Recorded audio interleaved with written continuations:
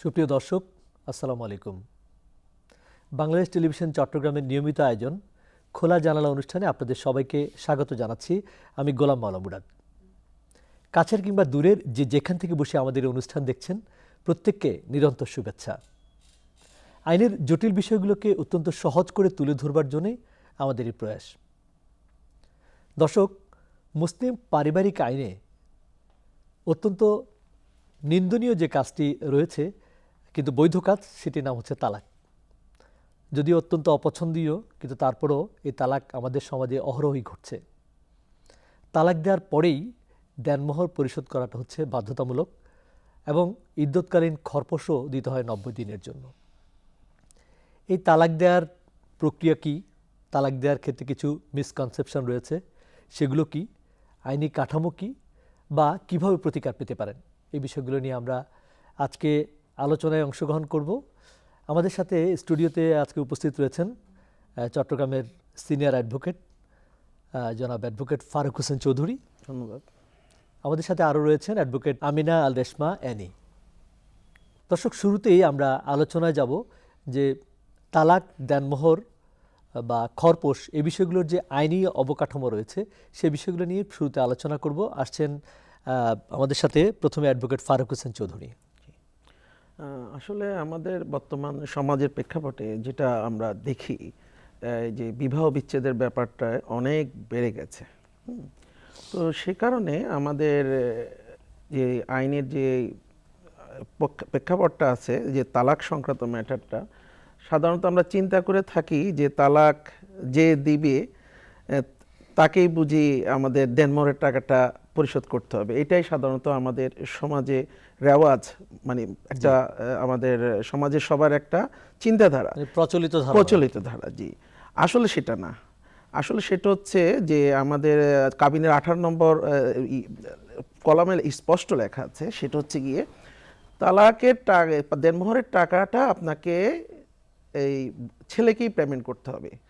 মেয়েই তালাক দেখ অথবা ছেলেই তালাক দেখ, সেক্ষেত্রে ওনাকেই টাকাটা পেমেন্ট করতে হবে। এখন প্রশ্ন হচ্ছে যে আমাদের বর্তমান যে আইন আছে, আইনে অবকাঠামোতে আমরা সাধারণত ওই তালাক দেওয়ার পরে এই টাকাটা আর পরিশোধ করা নিয়ে আমাদের কোনো চিন্তাধারা নেই, বা অথবা কিভাবে মেয়েটাকে টাকাটা না দিয়ে থাকা যায়। নট অনলি আমাদের ছেলের চিন্তা, ওর বাবা মা আত্মীয় স্বজনরা এটা চিন্তা করে। কিন্তু তালাকের এই যে দেনমোহরের টাকাটা হচ্ছে এই বিয়ের প্রথম শর্ত, মোহর যেটা। আচ্ছা, মোহর অর্থই হচ্ছে টাকাটা পেমেন্ট দিতে হবে। এখন মোহর দুই ভাগে, একটা তলবি আর একটা হচ্ছে পরবর্তী, মুয়াজ্জিল এবং মুহাসসিল দুটো। একটা যদি মেয়েকে সাথে সাথেই দিয়ে দিতে হয়, আর উনি যদি বিয়ের তালাক পর্যন্ত একটি অপেক্ষা করেন যে ওটার পরে নেবেন, সেই জিনিসটা পরে দিতে হয়। তো এখন আমাদেরকে যেটা চিন্তা করতে হবে, এই যে আমাদের এই পেমেন্ট ম্যাটারটা দেনমোহরের পরবর্তীতে, তো সেটা আসলে আমাদের আইনের যে আদালতের মাধ্যমে যে আদায় করাটা আইনের প্রক্রিয়ার কারণে অনেকটা একটু জটিল হয়ে গেছে আমাদের সমাজে। যেমন আমাদের সমাজে সেই কারণে আমাদের ছেলেপক্ষ যারা বিয়ে করেন, তারা এটা তো উৎসাহিত না দেওয়ার ক্ষেত্রে, এটা আমরা সমাজে প্রচুর দেখতে পাই যে আসলে ছেলেরা অনেক সময় মনে করে যে মানে যে তালাক দিবে সেই মনে হয় পেমেন্টটা করতে হয়। আসলে এই তালাক দেওয়ার ধাপগুলো কি, আপনি যদি একটু আমার সাথে আলোচনা করতেন যে অ্যাডভোকেট রেশমা। আচ্ছা, তালাক দেওয়া যেহেতু আমাদের মুসলিমদের স্পেসিফিক ল আছে, জি, তো ওই ল অনুযায়ী আমাদের বর্তমান যে প্রচলিত ব্যবস্থা, সেখানে দুইভাবে তালাক হয়। একটা হচ্ছে জুডিশিয়াল তালাক, একটা হচ্ছে জুডিশিয়ালের বাইরের তালাক, এক্সট্রা জুডিশিয়াল। আচ্ছা, জুডিশিয়াল মানে হচ্ছে আমরা কোর্টের মাধ্যমে তালাকটা নিব, যাদের নাই, সেটা আমি আসতেছি পরে। আর এক্সট্রা জুডিশিয়াল যেটা, সেটা হচ্ছে যে কোর্টের বাইরে, যেটা সচরাচর এখন হয়ে আসছে। আর এটার প্রসিডিউর হচ্ছে, প্রথমে আপনাকে তালাক পেপারটা রেডি করে সেটা পাঠাতে হবে, একটা কপি নোটিশ দিতে হবে, সেটা চেয়ারম্যান বরাবর দিতে হবে অথবা সিটি কর্পোরেশনের মেয়র বরাবর দিতে হবে, এবং এরপরে আরবিট্রেশন কাউন্সিল হবে। আফটার দ্যাট 90 দিনের মধ্যে 3টা সিটিং এর পরে তালাকটা কার্যকর হবে। আচ্ছা, এটা হচ্ছে তালাকের ধাপ। এটা হচ্ছে তালাকের ধাপ। হ্যাঁ। আচ্ছা, এই যে আপনি যেটা বলছেন যে সালিসি বোর্ড কিংবা নোটিশ পাঠানো, এই তালাকের ক্ষেত্রে সালিশ বোর্ড কিংবা নোটিশ পাঠানো কি বাধ্যতামূলক, অথবা সালিসি বোর্ডটা কিভাবে কাজ করে? না, এই ক্ষেত্রে আমাদের আইনে যেটি স্পষ্ট লেখা আছে, 1981 সালের আমাদের পারিবারিক যে আইনটা আছে, সেখানে স্পষ্ট লেখা আছে যে আপনাকে অবশ্যই তালাক দিলে সিটি কর্পোরেশনের ক্ষেত্রে মেয়র বরাবরে, আর আপনার উপজেলা বা গ্রাম ভিত্তিক হলে চেয়ারম্যান বরাবরে আপনাকে অবশ্যই নোটিশটা দিতে হবে। আচ্ছা। এবং যেদিন নোটিশ দিবেন সেদিন থেকে 90 দিন পরে এটা কার্যকর হবে। 90 দিনের মাঝে আপনার চেয়ারম্যান অথবা মেয়র মহোদয় পক্ষ থেকে দোনো পক্ষকে নোটিশ দেওয়ার মাধ্যমে চেষ্টা করতে হবে এটি আবার মিলিয়ে দেওয়া যায় কি না এদের সংসার। কিন্তু সেক্ষেত্রে যদি না হয় 90 দিন পরে 90 অটোমেটিক দিনের মধ্যে কি একবার নোটিশ দিবেন বা কি করতে পারেন? না, 90 দিনের মধ্যে প্রতি মাসে একবার করে সিটি কর্পোরেশন অথবা চেয়ারম্যান সাহেব উনি ওই উভয় পক্ষকে প্রতি 30 দিন পর একবার করে নোটিশ দিবেন, 3 বার চেষ্টা করবেন বসানোর জন্য। 3 বারে যদি আপনার ওনাদের মধ্যে সমঝোতা আপোষ না হয় বা তালাক উড্র না হয়, সেই ক্ষেত্রে ও তালাকটা উনি কার্যকর করে ফেলবেন। বাট আমাদের সমাজে আমরা যেটা দেখি যে এই নোটিশ দেওয়ার ক্ষেত্রে আর কি প্রায় সময় নোটিশগুলো সংশ্লিষ্ট পক্ষগুলো পায় না, তো সেক্ষেত্রে কি 90 দিন পরে কি অটোমেটিক্যালি সেটা কার্যকর হয়ে যায়? না, আসলে নিয়ম হচ্ছে সালিসি কাউন্সিল যেটা হবে, দুই পক্ষ থেকে দুজন প্রতিনিধি থাকবেন, সাথে চেয়ারম্যান থাকবেন, ওটা নিয়ে কাউন্সিল। বাট কোন একটা কারণে যদি প্রতিনিধি পক্ষ যেতে নাও পারেন, আমি এখানে দুটো এক্সাম্পল দেখেছি। যেমন আমার একটা ক্লায়েন্টের ক্ষেত্রে হয়েছে কি, ওটা পেন্ডিং ছিল। আচ্ছা। পেন্ডিং থাকার পরে আমরা ভেবেছি হয়ে গেছে, কিন্তু দেখা গেল তালাকটা কার্যকর হয়ে গেছে মানে। হ্যাঁ, ভেবেছি, কিন্তু দেখা গেল তালাকটা অ্যাকচুয়ালি পেন্ডিং আছে। আচ্ছা। এটা কিন্তু মেয়ের পক্ষ থেকে হচ্ছে, কিন্তু ছেলের পক্ষ থেকে আসলে কিন্তু কার্যকর হয়ে যাচ্ছে। আচ্ছা। হ্যাঁ, কিন্তু নোটিশটা এখানে বেশ কিছু এই যে সমস্যার মানে ব্যাপারগুলো কখন এই ধরনের পেন্ডিং থাকে, কি কারণে পেন্ডিং থাকে আসলে থাকার নিয়ম নাই, কিন্তু এখন পেন্ডিং রাখছে অনেকে। দেখা গেল যে কেউ একজন দিয়ে দিল, এটা হয়তো প্রতিনিধি কাউকে পাঠালো না। আচ্ছা। এটা একটা ফ্রডও হতে পারে যে ওই মেয়েটা হয়তো তালাক দেয়ই নাই। হ্যাঁ, হয়তো অন্য কেউ তার নাম দিয়ে তালাকটা পাঠিয়ে দিল।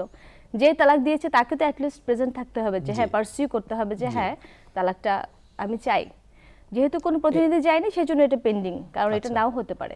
আচ্ছা, এক্ষেত্রে সালিসি বোর্ডের মাধ্যমে কি যখন আপোষের চেষ্টাটা করা হয় আর কি, সেক্ষেত্রে মানে সংসারটা টিকে কিনা বা কতটা কার্যকর হয় এটা? হ্যাঁ, অবশ্যই এটা আসলে অনেক অনেক বেশি এক্সাম্পল আছে যে সালিশের পরে ওদের সিটিং এর মাধ্যমে ওরা কিন্তু যে ভুলটা ছিল এমনও হয়েছে যে 3টা সিটিং এর মধ্যেই লাস্ট সিটিং এই কিন্তু ওদের সমঝোতা হয়ে গেছে। হ্যাঁ হ্যাঁ, সংসার টিকে গেছে। কারণ হাজবেন্ড ওয়াইফের ব্যাপারটা এমন যে ওদের মধ্যে ছোটখাটো ব্যাপার ইগোতে চলে যায়, পারিবারিক প্রেসারে চলে যায়, এটা যদি হয় ওটা কিন্তু হয়ে যায়। আবার কিছু কিছু ক্ষেত্রে আমরা দেখি যে সন্তান আছে। হ্যাঁ, একদম।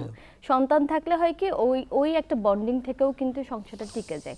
আর যদি মনে হয় যে আসলে এটা হচ্ছেই না, একটা সংসার যেখানে ভায়োলেন্স আছে, যেখানে আসলে ডিসরেসপেক্টটা অনেক বেশি, সেটা আসলে কন্টিনিউ বা টক্সিক রিলেশনশিপে না যাওয়াটাই আমার মনে হয়। মানে বেসিক্যালি টক্সিক রিলেশনশিপ থেকেই তো এটা শুরু হয় আর কি। আসলে এই যে আমাদের তালাক এবং দেনমোহর একটার সাথে একটা দীর্ঘভাবে অঙ্গাঙ্গিভাবে সম্পর্কিত, এই দেনমোহরের বিষয়টা আইনে কিভাবে আছে এবং দেনমোহরটা কখন কতদিনের মধ্যে কিভাবে পরিশোধ করতে হয়? সিস্টেমটা হচ্ছে আইনে যদি তালাকটা কার্যকর হয়ে যায় তখন উনি আমাদের সিভিল কোর্ট আছে সেখানের মধ্যে তিনি দেনমোহর এবং 3 মাসের যে ইদ্যুৎ পিরিয়ডের টাকা সেটা নিয়ে উনি বিজ্ঞ আদালতে যাবেন, মামলা করবেন। এটা আমাদের প্রচলিত নিয়ম ছিল, 1985 সালের পারিবারিক আইন মোতাবেক চলতো। তো রিসেন্টলি আইনের একটু অ্যামেন্ডমেন্ট এসেছে যেটা ডিজিটাল ভাবে আমাদের গত কিছুদিন আগে, সেই ক্ষেত্রে মামলাকে ত্বরান্বিত করার জন্য এবং দ্রুত করার জন্য এটি আইনটা প্রয়োগ হচ্ছে। ডিজিটালাইজেশনের মাধ্যমে পারিবারিক কোর্টটাকে নিয়ে যাওয়া হয়েছে সরকারের পক্ষ থেকে এবং সুপ্রিম কোর্টের ইচ্ছায় এই জিনিসটা হয়েছে। গত কিছু সম্ভবত নভেম্বরের দিকে আইনটা করছে এবং এটা নিয়ে বর্তমানে চট্টগ্রাম সহ বিভিন্ন জায়গার কোর্টগুলো কাজ করছে। এখন এই ক্ষেত্রে হচ্ছে যিনি বিচারপ্রার্থী অর্থাৎ বিচারপ্রার্থী জনগণ এবং আইনজীবী সবাই ডিজিটাল একটা কোড নিয়ে সেখানে নাম্বারভুক্ত হতে হবে এবং সেই ক্ষেত্রে কাগজপত্রের আর প্রয়োজন হবে না, সবে অনলাইনে থাকবে। আপনার মামলার আর্জি, তারপরে আপনার লয়ারের নাম্বার, বাদী পক্ষের নাম্বার, বিবাদী পক্ষের নাম্বার, বিরোধী পক্ষের লয়ারের নাম্বার, যে কারণে কোর্ট থেকেই যে মেসেজটা দিবে নেক্সট ডেট এবং মামলার সিস্টেমগুলো সেগুলো প্রসিডিউরগুলো হয়ে যাবে, জেনে যাবে। এবং সমন জারি নিয়ে আমাদের যে পারিবারিক দেনমোহরের ক্ষেত্রে সবচেয়ে কঠিন জিনিস এবং আমি মনে করি যে এটাই আমাদের মূল প্রতিবন্ধকতা একটা মেয়ে তার দেনমোহরের টাকা পাওয়ার ক্ষেত্রে। সেক্ষেত্রে হচ্ছে এই সমন জারিটা। এই সমন জারির ক্ষেত্রে আমাদের দেখা গেছে যে বিবাদী পক্ষ তারা অনেক সুযোগ নেয় এবং এটাকে 1 মাসের জায়গায় অনেক মানে delay করে ফেলে প্রায় সময়। অনেক বিলম্বিত করে ফেলে, যে কারণে একটা মেয়ে আর বিচার চাইতে আসে না বা দেনমোহরের টাকা চাইতে গিয়ে সে কোর্টের প্রতি অনেকটা বিরক্ত হয়ে যান। ই পারিবারিক কোডের কাঠামোটা কেমন এবং এখান থেকে ক্লায়েন্টরা কিভাবে সুযোগ সুবিধাটা পেতে পারে?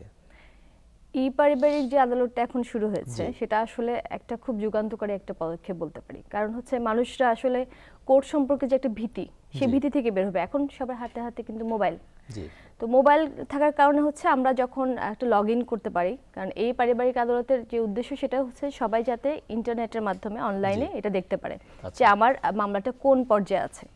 যেমন এখন ই পারিবারিক আদালত ছাড়া বাকি যে অফলাইন আদালতগুলো আছে ওখানে কিন্তু আমার ক্লায়েন্টরা কিছু জানতে হলে আমাকে ফোন দিচ্ছে বা আমার মুন্সিকে ফোন দিচ্ছে অথবা যে আদালতে যোগাযোগ করতেছে, কোথায় কতটুকু আছে, ওরা কিন্তু ব্যাপারটাতে কনফিউজড।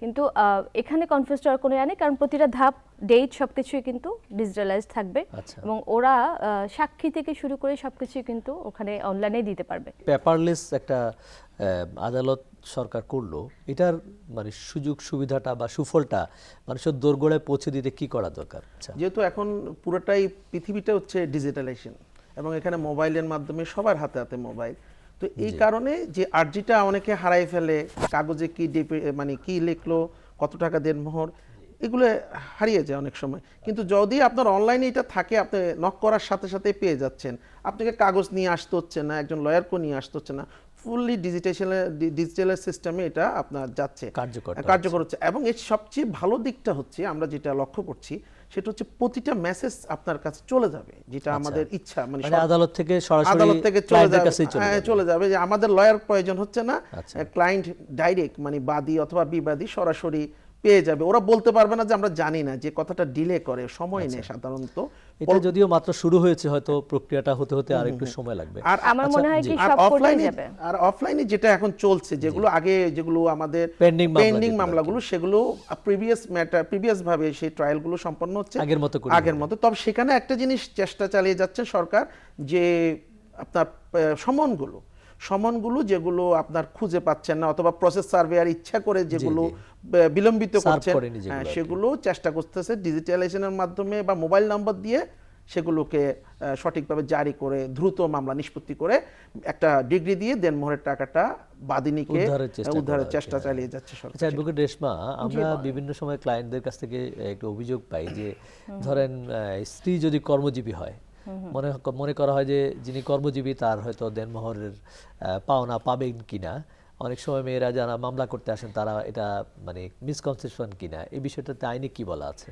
এখানে শুধু একটা ব্যাপার না, কিন্তু এখানে অনেকগুলো ব্যাপার জড়িত। একটা মেয়ে যখন কাজ করে, মেয়েরা কিন্তু অনেক পিছিয়ে আছে যদি দেখেন, কিন্তু মেয়েরা কাজ করার চেষ্টা করছে। কাজ করতে যাওয়ার পর ওরা বাধার সম্মুখীন হয়। বিয়ের পরে প্রথমত তাদেরকে প্রতি মাসে যে হাত খরচটা দেওয়া হয় না, তুমি কাজ করছো, তুমি হাত খরচ পাবে না, ভরণ পোষণ পাবে না। তারপর হয় কি, তাদের বিভিন্ন খরচগুলো তাদের নিজেকে বহন করতে হয়। এমনকি ফ্যামিলি থেকে, স্বামীর ফ্যামিলি থেকে মনে করে তোমাকে কাজ করতে দিচ্ছি, এখন তুমি আর কোনো কিছুর অধিকারী না। এমনকি তুমি দেনমোহরটাও হয়তো মেয়ে কোনো কিছু টক্সিক হয়ে সে ডিভোর্স দিল, বলে যে না তুমি তাহলে দেনমোহরটাও পাবা না। তো এটা কিন্তু মেয়েরাও কিন্তু বিলিভ করছে যে হ্যাঁ, সেটাই সমাজে একটা ধারণা, প্রচলিত ধারণা এটা। এখানে আমার কথা হচ্ছে যে এই যে মেয়েরা বিলিভ করছে, কেন বিলিভ করছে? ওরা কিন্তু শিক্ষিত, তারপরে কিন্তু তারা জানে না যে ব্যাপারটা কি। একটা মেয়ের অধিকার, তার স্বামীর কাছ থেকে পাওয়ার অধিকার, তার ভরণ পোষণ, তার দেনমোহর, তার সমস্ত খরচ কিন্তু স্বামী প্রদান করতে বাধ্য, যদি দুজন মিলে কোনো আন্ডারস্ট্যান্ডিং এর মাধ্যমে হয় যে না তুমিও আর্ন করছো, দেন এটা আন্ডারস্ট্যান্ডিং এর ব্যাপার।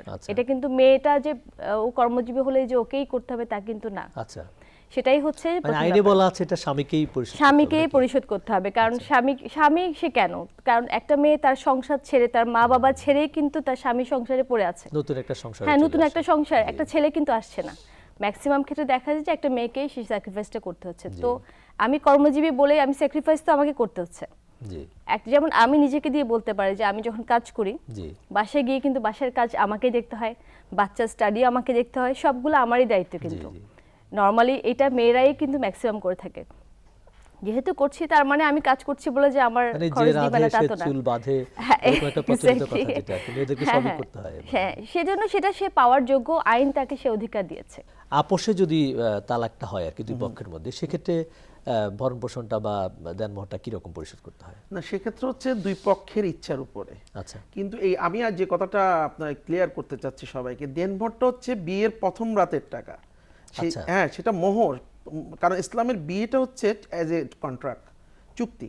এই চুক্তির মাধ্যমে কিন্তু একটা মানুষের জীবন, পুরুষ এবং মহিলা স্বামী স্ত্রী হিসাবে তারা বন্ধনে আবদ্ধ হয়। এটা মুসলিম পারিবারিক আইনের যে নিয়মটা সেটাই। এবং তখন এটা পেমেন্ট করে দেওয়া হচ্ছে আমাদের নবীর সুন্নত, এবং সেটা আইন সেটাই বলে। তো এখন যেহেতু 1961 সালে এটা অ্যামেন্ডমেন্ট হয়েছে, এবং সেই মোতাবেক আমরা আইনটাকে এখন, যেটা আমাদের মুসলিম আইন, শরিয়া আইন না সেখানে, সেক্ষেত্রে এখন আমরা দুই ভাগে বিভক্ত করে ফেলা হয়েছে, যে কারণে আমরা তালাকের পরে যাই দেনমোহরের টাকার কথাটা চিন্তা করি। কিন্তু এটা প্রথমের টাকা। হ্যাঁ, একদম আইন বলে কি সেটা একদম বিয়ের প্রথম না, রাতে? এটা কিন্তু আইন, এখন আইনের কারণ মুসলিম যেটা আইনের যেটা লক্ষ্য ছিল সেটা বিয়ের প্রথমের টাকা, যে কারণে আপনি যখন জাজমেন্টের দিকে যায়, জাজ সাহেবরা বলে এটা তো প্রথম দিকের টাকা, এটা তো শেষের তরফে আসার কোনো যুক্তিই নেই।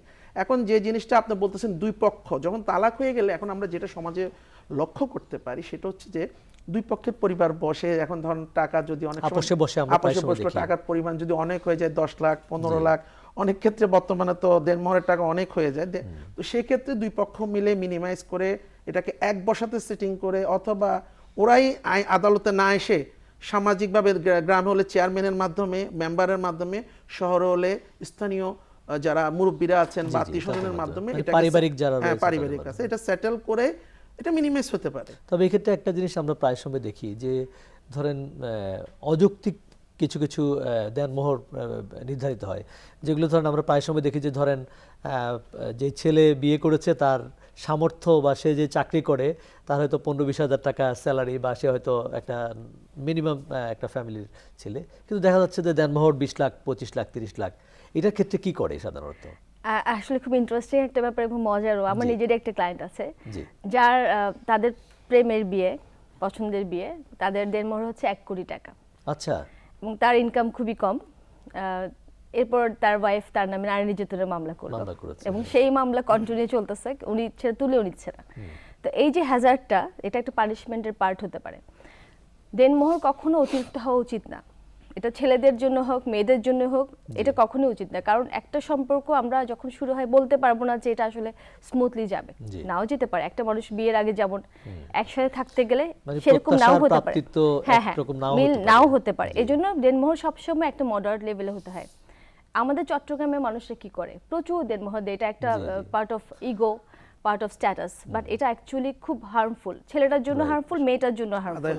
দুই পরিবারের আদায় হচ্ছে কিনা, আসলে একটু আদায় হচ্ছে, আবার হচ্ছেও না, কখনো কখনো আদায়। এটা অনেকটা স্ট্যাটাস হয়ে গেছে আমাদের চট্টগ্রামে। হ্যাঁ, বাট এটা করতে গিয়ে ছেলেটা হয়তো, ছেলেটার পরিবারের সম্মান নষ্ট হয়ে গেল বা কিছু। এটা আসলে বিয়ের একটা খুব একটা টক্সিক জিনিস হয়ে গেছে। আমি মনে করি একটা মডারেট লেভেল ঠিক করে দেওয়া উচিত। এই লেভেলের উপর আসলে দেনমোহর যাওয়া উচিত। এটা কে করবে? এটা কি সরকার করে দেবে নাকি? না, এখানে কিছু ব্যাপার আছে। আমাদের যেহেতু মুসলিম পারিবারিক আইনে কিছু নজির আছে। যখন দেখা গেল যে হিজাব এবং কবুলের মাধ্যমে আমাদের বিয়ের কিন্তু হিজাব কবুল, হ্যাঁ হিজাব কবুল, দুজন সাক্ষী শুনতে হবে যে জিনিসটা, যে তখনই বিয়েটা সম্পন্ন হয়ে যায়। তো রেজিস্ট্রিটা আসছে পরে, রেজিস্ট্রেশন। কিন্তু এই ক্ষেত্রে অনেক সময় দেখা যায় যে মোহরটা নির্ধারণ হয় না অনেক বিয়েতে। তো সেই ক্ষেত্রে কি বিয়েটা কি মানে বাতিল না, অবৈধ কিনা বা বাতিল কিনা, সেটা হয় না। এই ক্ষেত্রে আমাদেরকে যেটা আইনের ব্যাখ্যা আছে আমাদের, সেই ক্ষেত্রে দেখা যায় যে যে মেয়ের বিয়েটা হয়েছে তার ফুফুর দেনমোহর কত, অথবা তার বোনের দেনমোহর কত, অথবা তার দাদির দেনমোহর কত, মানে পারিবারিক স্ট্যাটাস দেখে এটা নির্ধারণ করা হয়। তবে দেনমোহর কখনোই এভাবে যাওয়া উচিত নয় যে ক্ষেত্রে আপনার একটা ছেলের পরিশোধ করতে সমস্যা হয়। সাধারণত বিয়ে করে কেউ তালাক দেওয়ার জন্য নয়, সবাই মনে করে যে আমরা মৃত্যুর আগ দিকে যেয়ে তারপরে শেষ হবে। কিন্তু বর্তমান প্রেক্ষাপটে বাস্তবতায় তো আসলে সেটা হচ্ছে না। যেহেতু সেই কারণে দেনমোহরটা সরকার নির্ধারণে, এটা হচ্ছে আসলে ধর্মীয় ব্যাপার এবং নিজেদের একটা সমাজের ব্যাপার আছে, নিজের বিবেক বুদ্ধির মাধ্যমে এবং ছেলে দিতে পারছে কি না, ছেলের স্ট্যাটাস, মেয়ের স্ট্যাটাস দেখে সেটা নির্ধারণ করে থাকে। তবে আমরা আশা করব আইনজীবী হিসাবে সেটা একটা সহজনীয় যেন থাকে যে জিনিসটা। আচ্ছা, মানে আইনে কি এরকম কোনো বিধিনিষেধ আছে কিনা যে এত টাকা দেনমোহর দিতে হবে বা এত টাকা দেনমোহর ধরা যায়, এরকম কি কোনো বিষয় আছে? না, আইনে কোনো আসলে বিধিনিষেধ নাই। এটা যার যার আপোষেও হতে পারে, ফ্যামিলির, ভাইয়া যেটা বলেন ফ্যামিলি স্ট্যাটাস অনুযায়ী হতে পারে।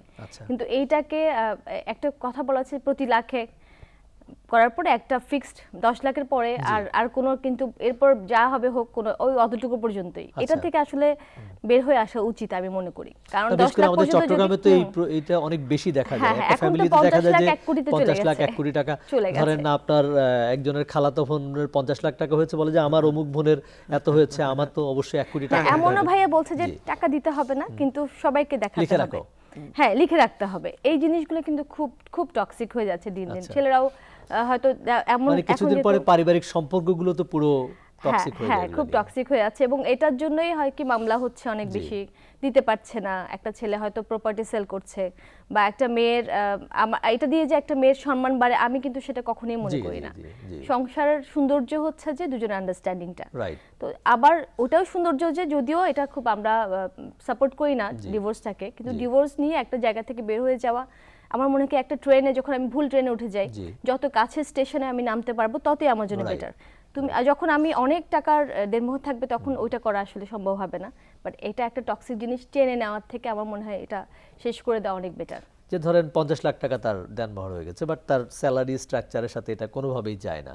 তো সেক্ষেত্রে কি করতে পারে, আইন কি করতে পারে আর ক্লায়েন্ট কি করতে পারে? সেক্ষেত্রে হচ্ছে আসলে আমরা যদি সেটা খুঁজি, তাহলে প্রথমত হচ্ছে বিয়ের সময়টা ত্রুটিপূর্ণ হয়ে গেছে। জি, এটা তার যেহেতু তার ইয়ার বাইরে চলে গেছে, সেটা তার করা উচিত ছিল না, এবং এটা না করলে আমরা খুশি হব। সাধারণ জনগণ যারা আজকে দেখছেন তাদেরকে আমরা একটা পরামর্শ দিব, সেটা হচ্ছে আপনি কখনোই আপনার লিমিটের বাইরে যাবেন। এখন আদালতের যে ব্যাখ্যাটা হচ্ছে, এটার সম্পূর্ণ মালিক হচ্ছে মেয়ে। আচ্ছা। ও এটার দাবিদার, এবং এটা ও মাপ করলে বা ও কমালে সেটা পারবে। এটা আদালতও অনেক সময় এটা হাত দিতে পারে না। যদি সে যে আমি আমার হাজবেন্ডকে মাপ করে দিলাম, আচ্ছা। সেক্ষেত্রে সেটা মাপ। কিন্তু যদি আদালতের মাধ্যমে বিচারে দেখা যায় যে জি। এখানে কিছু দেনমোহরের টাকা পেমেন্টের কিছু ব্যাখ্যা আছে। জি। যেমন একটা মেয়ের সাথে একটা ছেলের রিলেশন হলো, বিয়ে চললো, এর মধ্যে যদি মেয়ের কোনো ত্রুটি থাকে, ওদের বাচ্চা হলো না, ফিজিক্যাল রিলেশন হলো না, তো এখানে কিছু কিছু ক্ষেত্রে সেক্ষেত্রে 50% আমাদের মানে এটার একটা ব্যাখ্যা আছে, আচ্ছা। যে 50% বা অর্ধেক দেনমোহরের টাকাটা পরিশোধ করা হয় সাধারণত। আপনারা খুব চমৎকার আলোচনা করেছেন অ্যাডভোকেট ফারুক হোসেন এবং অ্যাডভোকেট রেশমা। আমরা আশা করছি ভবিষ্যতে হয়তো কোনো একটা অনুষ্ঠানে আবার আমাদের দেখা হবে। দর্শক, এই ছিল আমাদের আজকের আয়োজন। তালাক, বিয়ে, দেনমোহর, ভরণ পোষণ, এগুলো আসলে অনেক বিস্তারিত একটা বিষয়। সেগুলো নিয়ে ভবিষ্যতে হয়তো আরও নতুন কোনোভাবে নতুন কোনো অনুষ্ঠানে আমরা আরও বিস্তারিত আলোচনা করব। সে পর্যন্ত সবাই ভালো থাকুন, সুস্থ থাকুন আর দেখতে থাকুন বাংলাদেশ টেলিভিশন চট্টগ্রাম।